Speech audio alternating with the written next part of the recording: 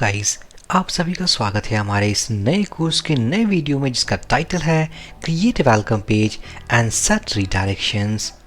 इस वीडियो के हेल्प से गाइस हम अपना वेलकम पेज क्रिएट करने वाले हैं, जैसा कि हमने देखा था अपने सैम्पल एप्लीकेशन में। साथ ही साथ हम अपने बटन्स के सारे डायरेक्शंस को सेट करेंगे, ताकि अगर सपोज ऐड एम्प्लॉय पे क्लिक किया सो ये ओपन करेगा हमारे ऐड एम्प्लॉय लेआउट को। अगर हमने क्लिक किया बैक बटन पे सो ये ओपन करेगा हमारे वेलकम पेज को। अगर हमने क्लिक किया लिस्ट एम्प्लॉय बटन पे so it will redirect to list employees layout. So इस तरीके के कुछ सेटिंग्स और रिडायरेक्शंस हम इस वीडियो में सेट करने वाले हैं।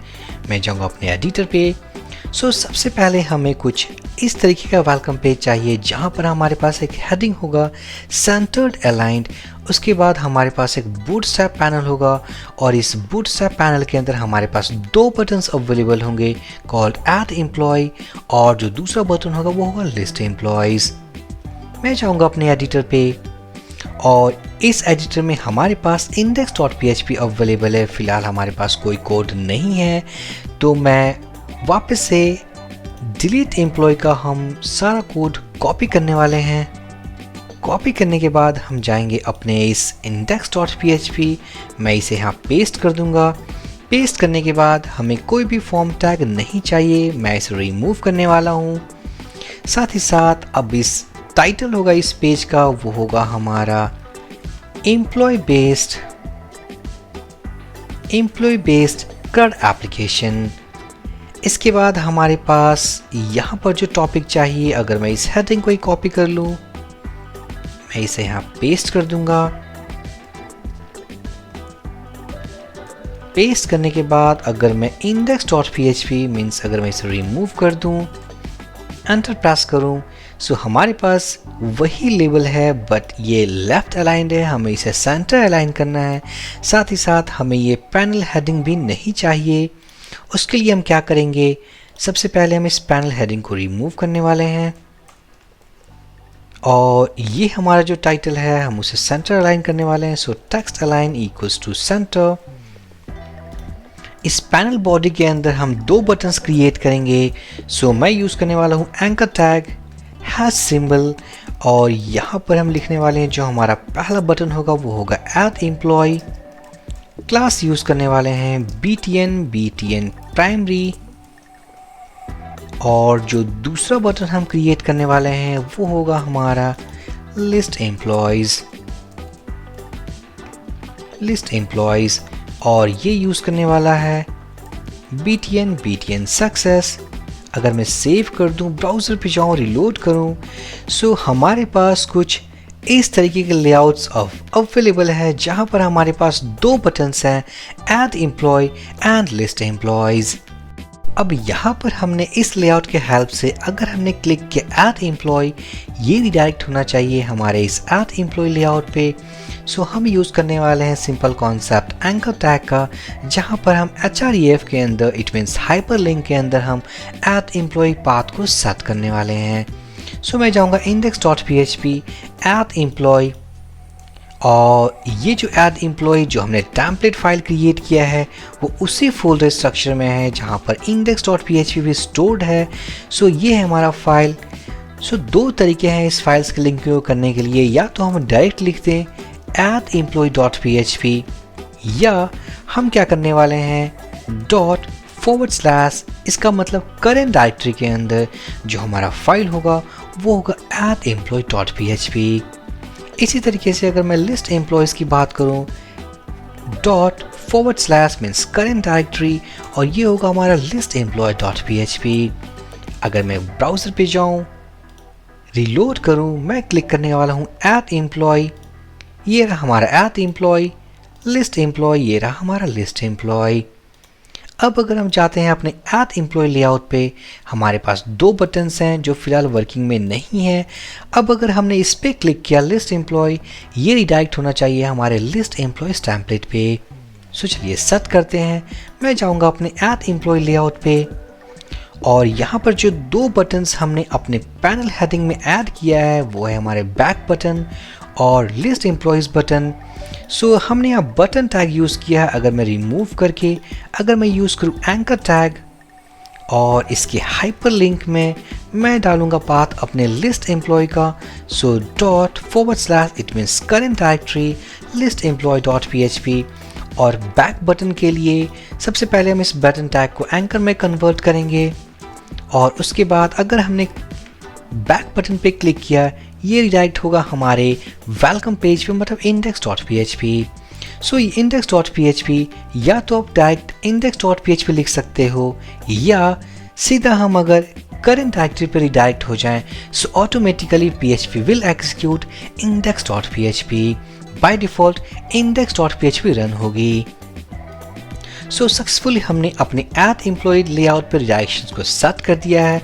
अगर मैं जाऊं ब्राउज़र पे, रिलोड करूं, बैक बटन पे हम प्रेस करने वाले हैं, वेलकम पेज पे हम आ चुके हैं, ऐड एम्प्लॉय लिस्ट एम्प्लॉयज पे हम जा चुके हैं।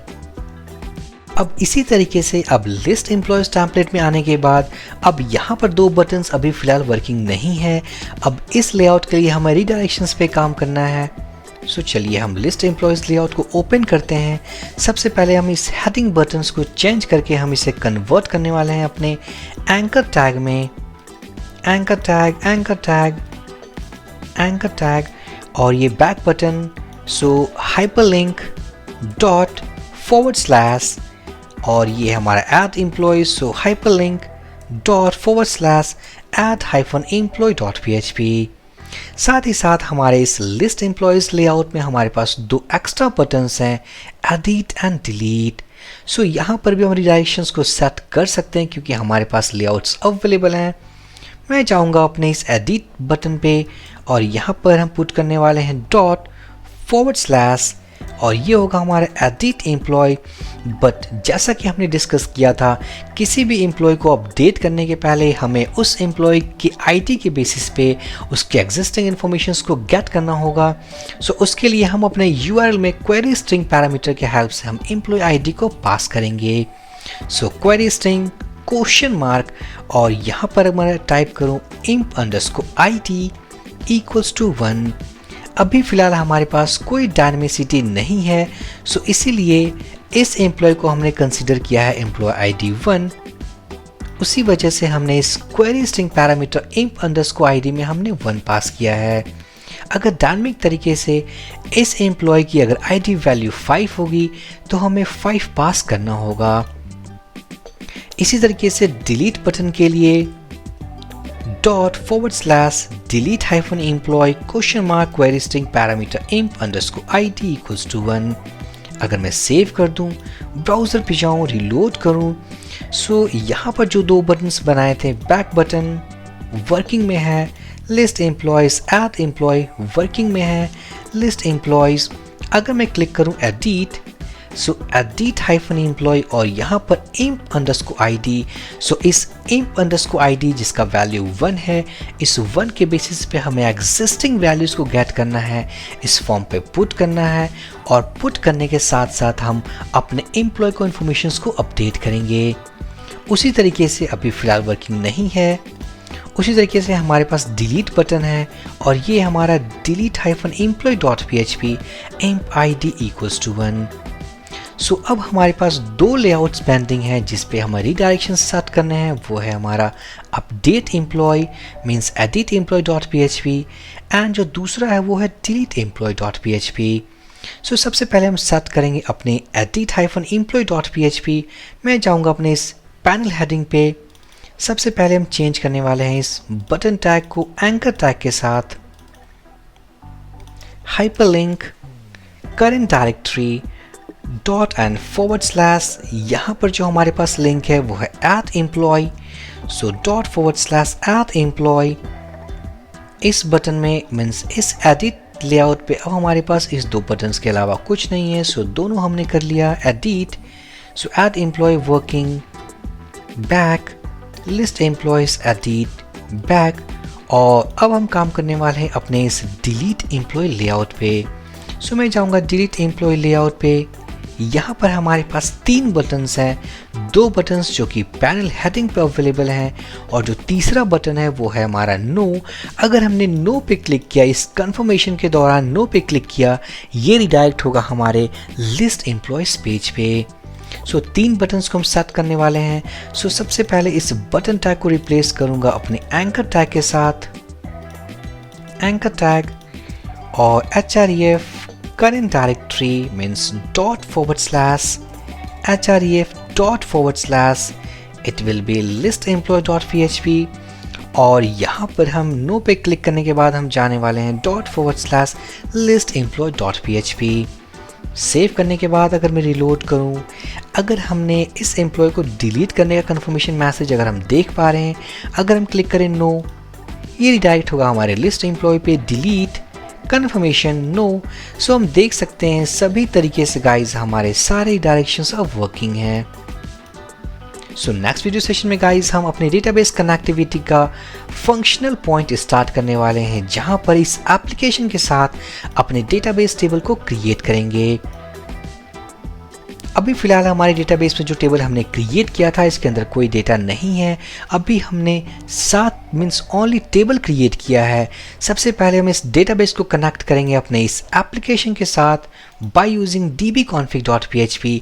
अगर एक बार हमारे डेटाबेस कनेक्ट हो गया सो एड एम्प्लॉय लेआउट को यूज करके हम अपने एम्प्लॉयज़ को एम्प्लॉयज़ डेटाबेस टेबल में सेव करेंगे। सो आगे जितने भी सेक्शंस, जितने भी लेक्चर्स हम देखने वाले हैं वो सारे फंक्शनल पॉइंट ऑफ व्यू से सारे इंपॉर्टेंट हैं और वो यूज़ करेंगे हमारे कॉन्सेप्ट और object oriented of MySQLi। So for this video session guys, thank you for watching and have a great day.